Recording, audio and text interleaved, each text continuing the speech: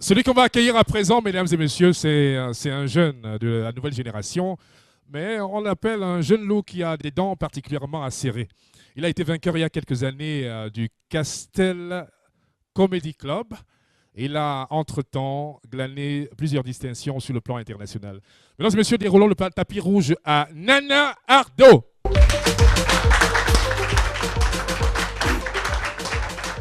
Oh. Voilà, enseigner là, ce n'est pas facile. Hein? Sinon, quelqu'un comme moi, comme ça, là, hein? Nathalie pense que je vais lui donner des notes au hasard. Un professeur d'université. Voilà, les gens s'amusent ici. Hein? Oh. C'est-à-dire que moi, si là, je ressemble à quelqu'un qui va donner des notes par complaisance. N'est-ce pas, à la veille de la composition, Nathalie est venue me voir. Elle a commencé à sourire. À moisen. J'allais sourire aussi. Mais j'ai dit dans mon cœur qu'un enseignant d'université ne fait pas comme ça. Alors j'ai attaché mon visage. J'ai regardé Nathalie. Je devais même gronder en portugais, mais j'ai grondé en anglais. J'ai dit, Nathalie,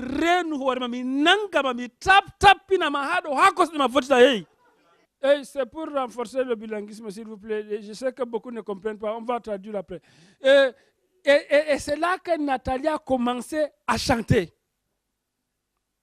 Heureuse l'étudiante qui, comme un long fleuve, peut suivre son cours sans quitter le lit du professeur.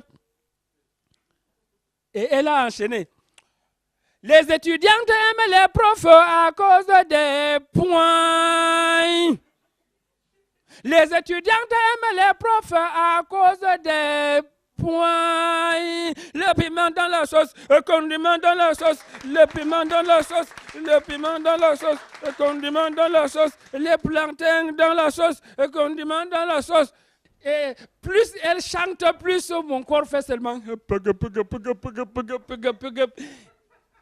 Et à chaque fois que je prends mon stylo pour corriger la copie de Nathalie, voilà, je sens comment ma main et mon stylo font seulement.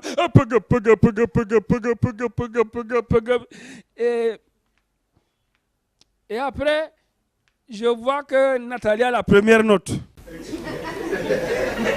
Et c'est comme ça que je résistais toujours à la tentation pour ne pas donner des notes par complaisance. Hey, moi je ne m'amuse pas. Hein. Quand c'est le savoir, c'est le savoir. Et après ça, il y a des jeunes demoiselles à l'université. Elles me prennent pour un monsieur facile. Elles croient que moi, je peux donner des notes comme ça. Je les regarde, je dis, vous ne me connaissez pas. Je vous attends toutes dans les TD. C'est-à-dire les travaux dirigés. C'est-à-dire quand les filles dérangent, je les dirige dans les travaux dirigés. Mademoiselle, dirigez-vous tout droit. Non, mon hôtel particulier, c'est un peu devant. Hein. Dirigez-vous là. Oui. Dirigez-vous. Il faut diriger les gens vers le savoir. Mais quand même, les filles m'ont dépassé à l'école. Hein. Quand je reste, j'essaye de voir ça.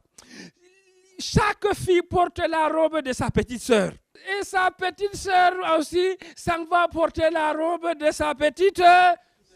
Et sa petite sœur aussi porte la robe de sa petite. Oh, je dis, mais dans ce pays, est-ce que les gens vont porter un jour les habits de leur âge? Je dis que mais, les étudiantes sont devenues des sœurs. Hein? À ne pas confondre avec les bonnes sœurs, avec qui on va naître de nouveau. Hein?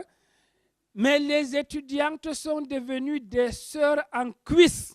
Quand je vois ça, je dis, mais si avec les bonnes sœurs, on peut naître de nouveau, avec les sœurs en cuisse, qu'est-ce que les gens ne peuvent pas faire de nouveau? Et quand je vois comment elles sont habillées, un genre là, des fois j'ai envie de leur prodiguer des conseils. Mais quand je vois ça, oh, voilà, parfois je sens comment mon pantalon prend une dimension que le tailleur n'a jamais prévue. Et moi-même, je confirme que si j'insiste là, voilà, je vais confirmer que les voies du Seigneur sont insondables. Ma soeur, les voies du Seigneur sont impénétrables, hein? Mais les garçons aussi m'ont dépassé. Attendez.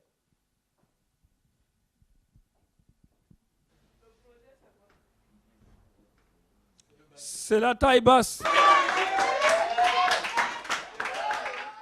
Quand tu vois où se situe le pantalon, toi-même tu comprends que la jeunesse veut chier, quoi. Avant, les enfants sages ajustaient bien leur pantalon. Mais maintenant, c'est quand tu n'ajustes pas ton pantalon que tu es quelqu'un.